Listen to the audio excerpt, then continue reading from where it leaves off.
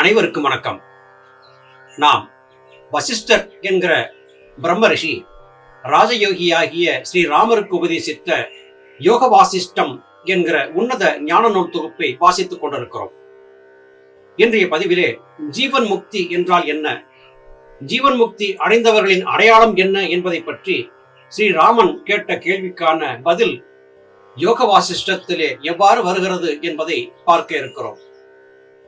வால்மீகி சொல்கிறார், இம்மொழிகளை கேட்டபின் ராமன் ஜீவன் முக்தர், விதேக முக்தர்களை பற்றியும் அவர்களுக்குள்ள பேதங்களையும் லட்சணங்களையும் பற்றி சொல்லும்படி வேண்டிக் கொண்டான். அதன்படி வசிஷ்டரும் சொல்லத் தொடங்கினார். ஜீவன் முக்தன் சம்சாரத்தில் ஈடுபட்டிருப்பது போல் இருந்தும் வாஸ்தவத்தில் அதில் ஒட்டாமலே காரியங்களை இச்சையோ வெறுப்போ இல்லாமல் செய்து வருவான். அனுபவத்தில் எல்லோருக்கும் சகஜமாய் தெரிந்த மனநிலை ஒன்று உண்டு. அதாவது கண்ணை விழித்திருக்கும் பொழுதே எதிரில் இருப்பது ஒன்றும் மனத்தில் படாமல் இருப்பது. இந்த நிலைமை சாஸ்வதமாயும் நீடித்தும் அனுபவத்திற்கு வந்தால் எப்படி இருக்குமோ அம்மாதிரி ஸ்திதியில்தான் ஜீவன் முக்தர்கள் இருக்கிறார்கள். இங்கே அழகாக ஜீவன் முக்தனின் சரியான நிலையை பற்றி வசிஷ்டர் சொல்கிறார். குடும்ப வாழ்க்கையிலே ஒருவன் வாழ்ந்திருந்தாலும் கூட அதிலே எந்த விதமான பற்றுதலும் இல்லாமல் இன்றைய நாளிலே பராபரம் கொடுத்த கட்டளைப்படி இயங்குகிறேன் என்று கருதி பயணிக்கிறான். அவனுக்குள்ளே விருப்பு வெறுப்புகள் ஏதும் இல்லாமல் ஆகிவிடுகின்றன. இது போன்ற கருத்தை நாம் ஏற்கனவே அஷ்டவக்ர கீதையிலே அஷ்டவக்ர ஜனகருக்கு சொல்லியபடியாக கேட்டிருக்கிறோம். அப்படி பார்க்க போகும்போது அனைத்து மகான்களும் சொல்ல வருவது இதுதான். நீங்கள் உலக வாழ்க்கையிலே தாராளமாக ஈடுபடுங்கள், அன்றாட கடமைகளை செய்யுங்கள், ஆனால் எதிலும் பற்று வைக்காமல் கடமைகளை செய்து பழகுங்கள் என்றே சொல்லிக் கொடுக்கிறார்கள். இது சாதாரணமான விடயம் அல்ல. பொதுவாக மனிதர்களுக்கு ஏற்படக்கூடிய மனசலனங்கள் சொல்லி முடியாதவை. ஒரு காரியத்தை தொடங்கி நடத்தி கொண்டிருக்கும் போதே வேறு காரியத்தை பற்றி மனம் சிந்திக்க ஆரம்பிக்கிறது. அந்த காரியத்தின் சாதக பாதக விளைவுகளையும் அதன் முடிவுகளையும் பற்றி மனம் ஆராய ஆரம்பிக்கிறது. அது காரணமாக பலவிதமான விசாரணைகள் மனதிற்குள்ளே நடந்து கொண்டே இருக்கின்றன. அந்த காரியத்தின் வெற்றி அல்லது தோல்வியை பொறுத்து ஆனந்தம் அல்லது துக்கம் என்பது ஏற்படுகிறது. இப்படிப்பட்ட மனநிலை இருந்தால் குடும்பத்தை விட்டு நீங்கி துறவு பூண்டு காடு மலைகளிலே அலைந்து தெரிந்தாலும் கூட அந்த யோகி ஜீவன் முக்தன் என்று ஆக மாட்டார். ஆனால் அதே வேளையிலே உடற்கடமைகளை செய்தபடியாக எந்த காரணத்தை கொண்டும் குடும்ப வாழ்க்கையிலே பற்று வைக்காமல் வெறும் பார்வையாளனைப் போல பயணிக்கக்கூடியவனுக்கு ஜீவன் முக்தன் என்று வசிஷ்டர் பெயர் கொடுக்கிறார். காட்சிகளை காண்கிறோம். கண்களை விழித்திருந்து காட்சிகள் தென்படுகின்றன. அந்த காட்சியிலே மனம் செல்லவில்லை. ஏதேதோ செய்து கொண்டிருக்கிறோம். ஆன போதிலும் அதிலே நம் மனம் நாட்டம் கொள்ளவில்லை. இப்படி நம்மால் இருக்க முடியுமா என்றால் அதுதான் ஜீவன் முக்திக்கான அடையாளம் என்று வசிஷ்டர் குறிப்பிடுகிறார். இது எப்படி சாத்தியம்? கண்கள் பார்த்திருந்தாலும் அதிலே மனம் ஒட்டாமல் எப்படி இருக்க முடியும்? ஒரு எளிய உதாரணத்தின் மூலமாக இதை விளக்கலாம். ஒருவர் சுவாரஸ்யமாக கைபேசியிலே ஏதோ படக்காட்சிகளை பார்த்து கொண்டிருக்கிறார். அவ்வப்போது தலையை நிமிர்த்தி சாலையை பார்ப்பதும் கைபேசியை பார்ப்பதுமாக இருக்கிறார். சாலையிலே பலர் நடந்து செல்கிறார்கள், வாகனத்தில் செல்கிறார்கள். எத்தனையோ சலனங்கள் ஏற்பட்டு கொண்டே இருக்கின்றன. ஆனாலும் கூட அந்த காட்சிகளிலே மனம் ஏதும் செல்லாமல் அமைதியாக அவர் தன்னுடைய படக்காட்சி பார்க்கும் நிலையிலேயே நிலைத்திருக்கிறார். ஒருவர் ஒரு நல்ல சுவாரஸ்யமான நாவலை வாசித்துக் கொண்டிருக்கிறார். எதிரே பலர் நடமாடி கொண்டிருக்கிறார்கள். நாவலுக்குள்ளே அவர் மூழ்கிவிட்ட காரணத்தால் எதிரே என்ன நடந்தது என்பதை அவர் அறியாமல் இருக்கிறார்.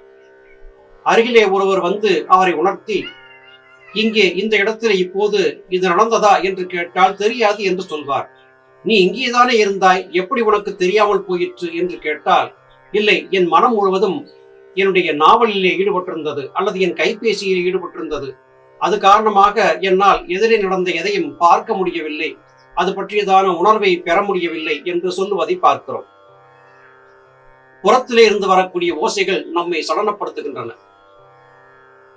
விழித்திருக்கும் போது பக்கத்திலே யாராவது சத்தம் போட்டு பேசினால் அது நமக்கு எரிச்சலை கொடுக்கிறது.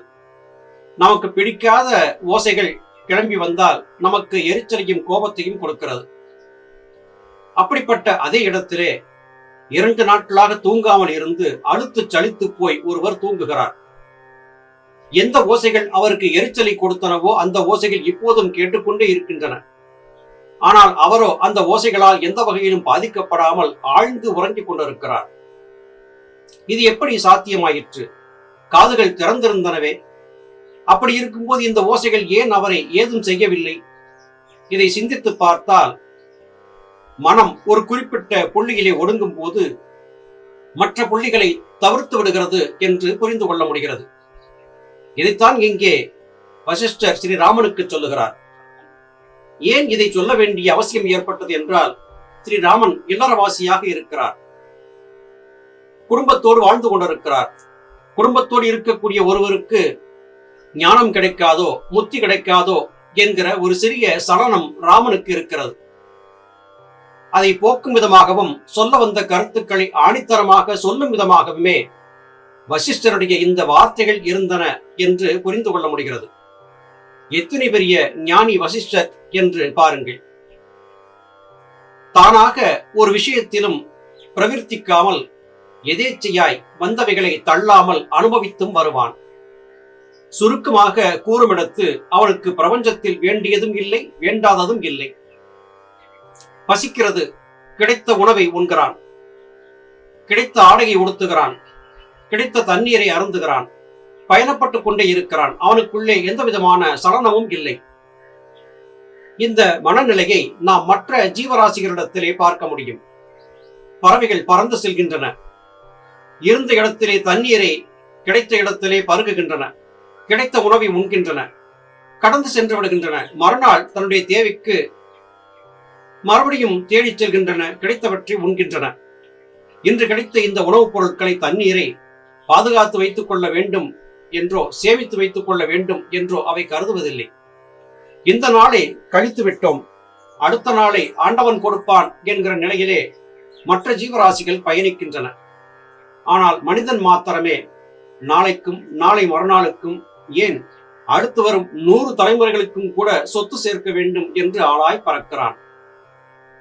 இந்த நிலைதான் அவனை பிரபஞ்சத்தினுடைய மாயையிலே சிக்க வைக்கிறது.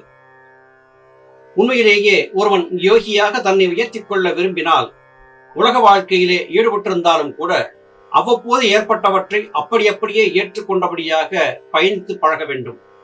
அப்பொழுது மாத்திரமே நிம்மதியான வாழ்க்கையை வாழ முடியும். விதேகமுக்தன் எல்லா ஜந்துக்களிலும் வஸ்துக்களிலும் தானாக இருந்து 3 லோகத்திலும் கலந்தவனாக இருப்பவன் அவனே பிரம்மா. இப்படி ஆவதற்கு அறியும் தன்மை நீங்க வேண்டும். அறிவும் அறிவோனும் சமமாக இருக்க அறிவு எப்படி நசிக்கும் என்றால், அது தீவிர முயற்சியால் கொஞ்சம் கொஞ்சமாகத்தான் நசித்து வரும். வெகு காலங்களாக அஞ்ஞானத்திலேயே மூழ்கி கிடந்தபடியால் படிப்படியாகத்தான் அபியாசத்தின் பலனாக இது சித்திக்கும். முயற்சி சரியாக இருந்தால் முடிவை பற்றி சந்தேகமில்லை. உற்பத்தியானதாக இருந்தால் முத்தியை ஒவ்வொருவரும் அடைந்தே தீர வேண்டும். இதை அடைவதில் ஜனங்களுக்குள்ள வித்தியாசம் கால வித்தியாசமே தவிர பதவி வித்தியாசம் இல்லை. விதேக முக்தி நாம் சுமந்திருக்கக்கூடிய இந்த தூல உடல், இந்த தூல உடலை தேகம் என்று சொல்லுகிறார்கள். காரணம், இந்த தேகத்திற்குள்ளே வெப்பம் தகித்துக் கொண்டிருக்கிறது. அது காரணமாகவே இது தேகம் என்றாயிற்று. இந்த தேகத்தை நீங்கினால் விதேக முக்தி. இந்த முக்தியை அடைவதற்காகவே ஒவ்வொரு ஜீவனும் பிரயாசைப்பட்டுக் கொண்டிருக்கிறது. இந்த கருத்துக்களை சொன்னால் உடனே இது புரிந்து விடுமா என்றால் நிச்சயம் இல்லை. சிறிது காலம் ஆகத்தான் செய்யும். எடுத்த எடுப்பிலேயே எல்லோரும் முழுமையான ஞானத்தை அடைந்துவிட முடியாது. பொறுமை மிக மிக முக்கியம். பொறுமையாக காத்திருந்தால்தான் ஞானத்தின் வெற்றியை சுவைக்க முடியும். காத்திருத்தல் மிக மிக அவசியமாகிறது.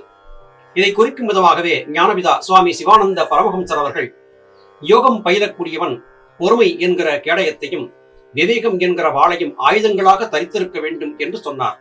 மேலும் அந்த ஆயுதங்களை ஒரு வினாடி நேரம் கூட கீழே வைக்கக்கூடாது என்றும் சொன்னார். ஞானிகளின் கருத்துக்கள் எப்போதும் ஒரே விதமாகவே பயணிக்கின்றன. மீண்டும் மற்றொரு பதிவிலே உங்களை சந்திக்கிறேன். அதுவரையிலும் நன்றி, வணக்கம்.